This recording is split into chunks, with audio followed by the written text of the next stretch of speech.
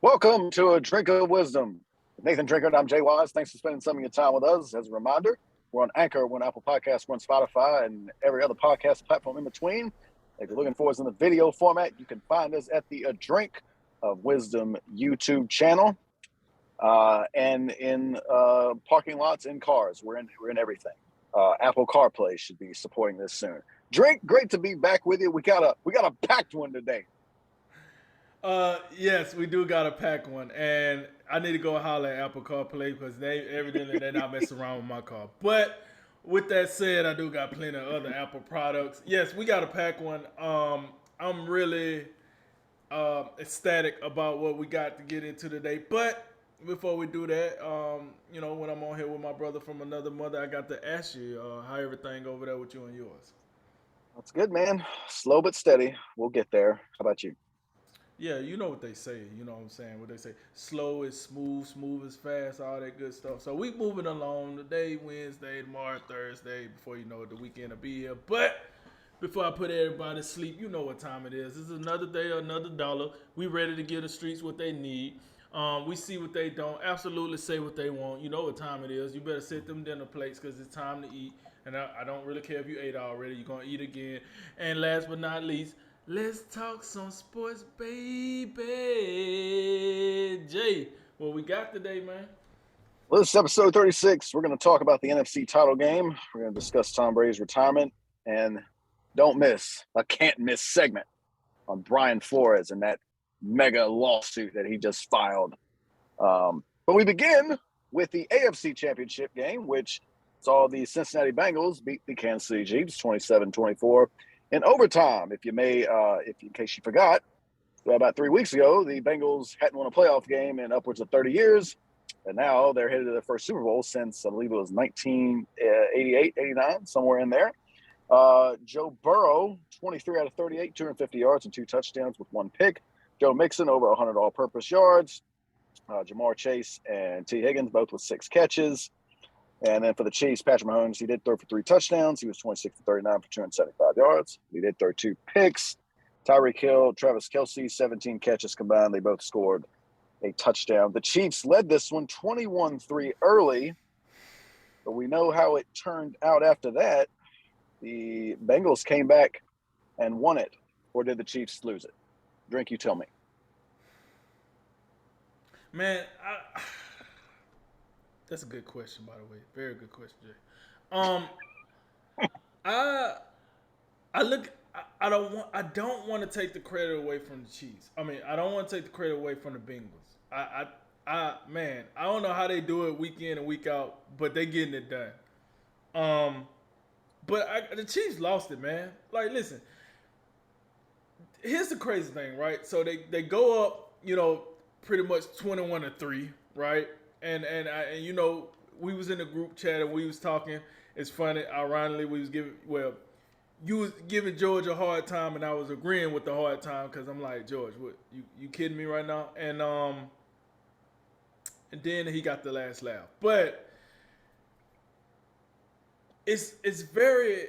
I thought it was very ironic how this game played very similar to the first game, and how they went in, up 11 at halftime, and it's like, oh, this game is so similar to the first game. So I'm thinking in my head, okay, whatever. This for all the chips. And this is, what I'm saying, this is not going to go like the first game. And then it started going like the first game. What I want to say that was remarkable, Patrick Mahomes in that first half looked like Patrick Mahomes, I thought. He got the ball out of time. He found Travis Kelce. He found Tyreek Hill. He found Miko Hardman. He found his guys. Edwards Hilaire, Jared McKinnon. I mean, everybody, it was just click. It was like, yo, this is what we seen against the Buffalo Bills. Cincinnati ain't got a chance.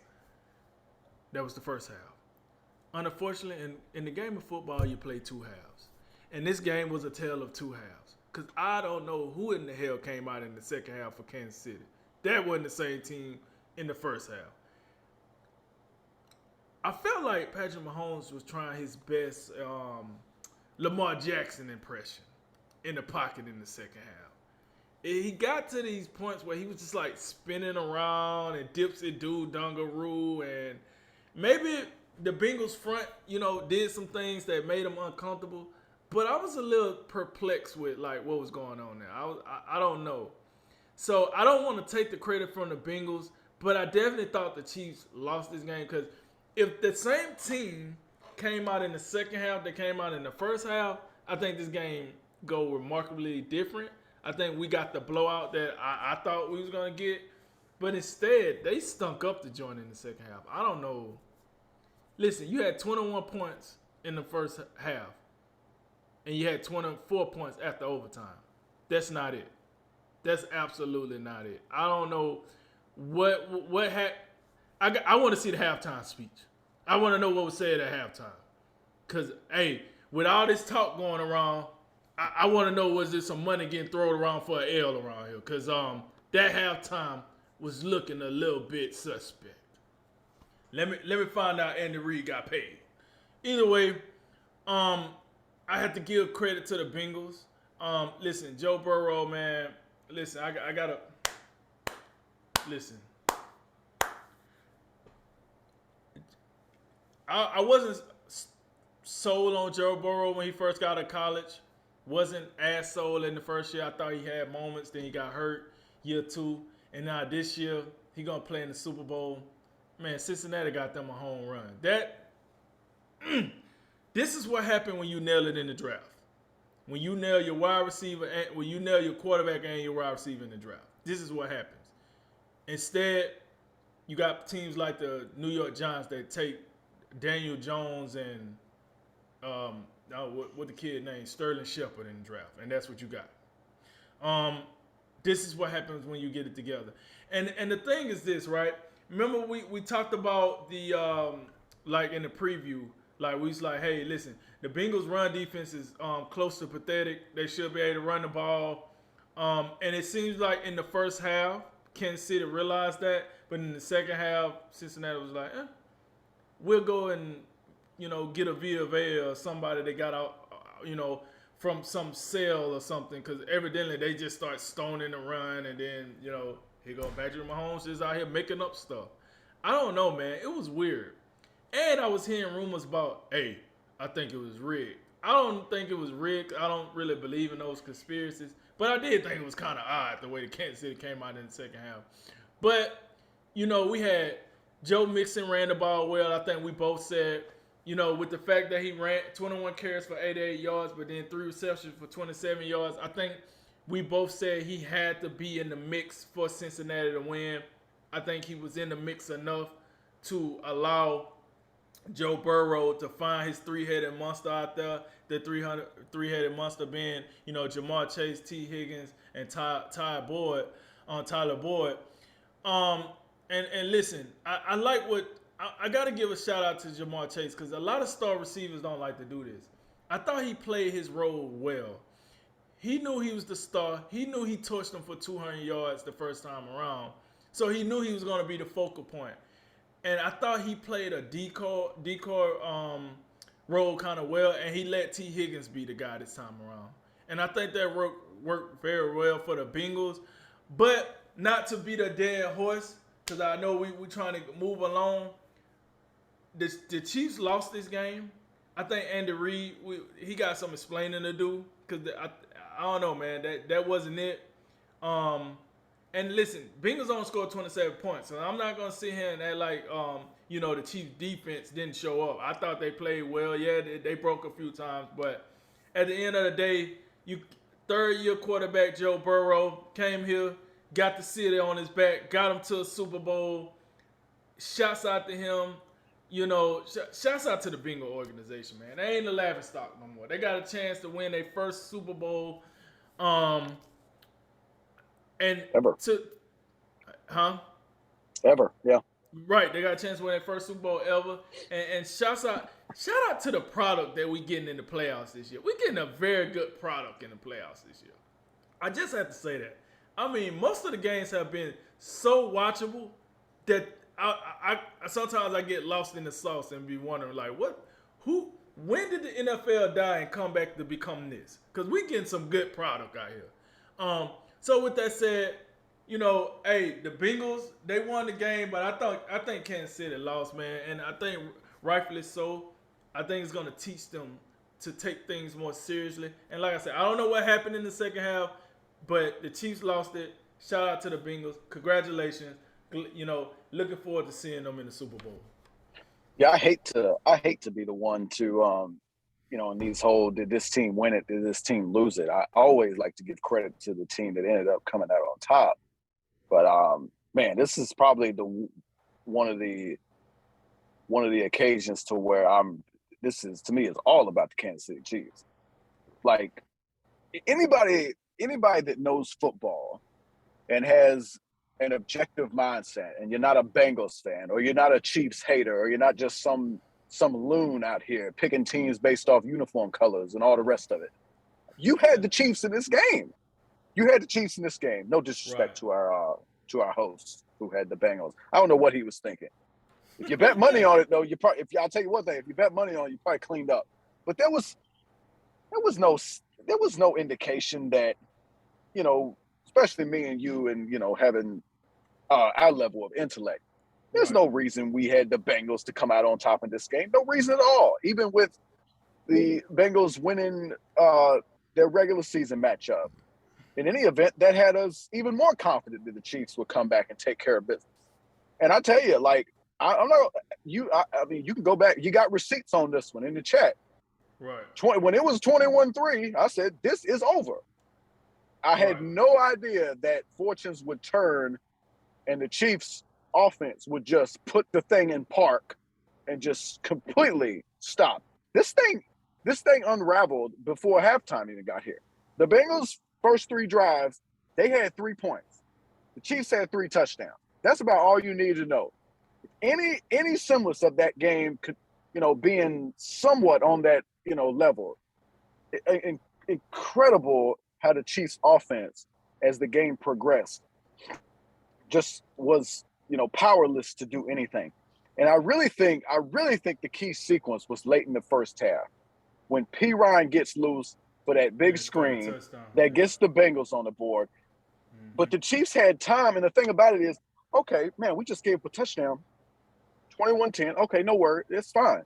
Because we're going to get this ball right now. We can go down there and score, and then we're going to double dip because we're going to get, the first ball in the second half. So you still had to feel great. And the Chiefs on that drive coming out of right after P. Ryan scores, they go right down the field, and then inexplicably, you have that just odd play at the end of the first half where it's 5 seconds on the clock. Mahomes drops back. It's got to be a quick play, guys. And you don't have timeouts.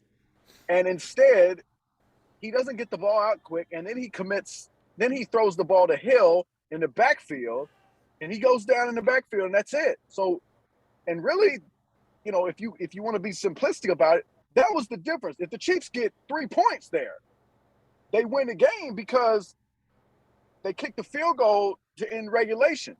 So there was the points you needed.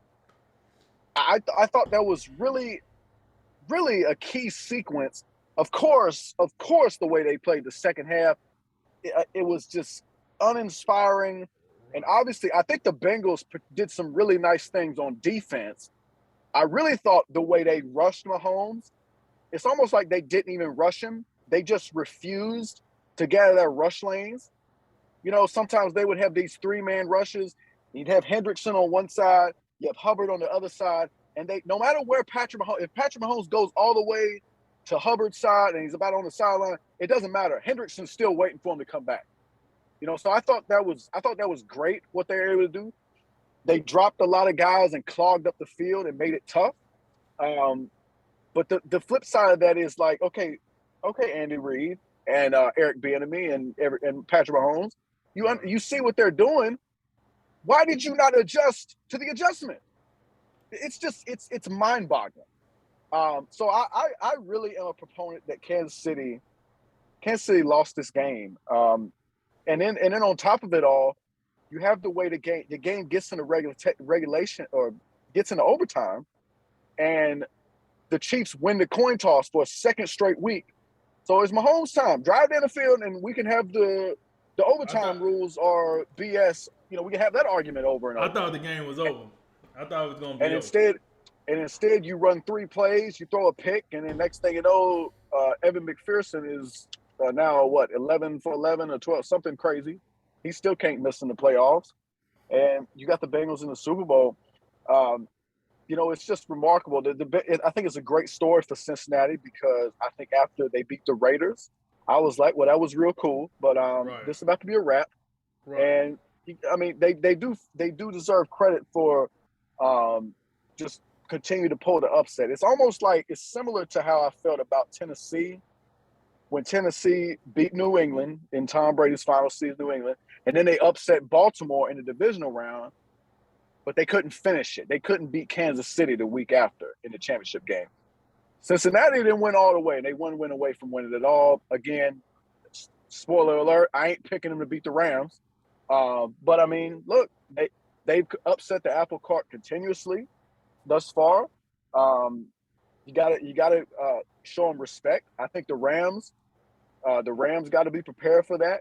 I think they will be, but also, the other side of it is, I think this is completely, you could say, well, this is completely irrelevant, but in some ways, I think it is.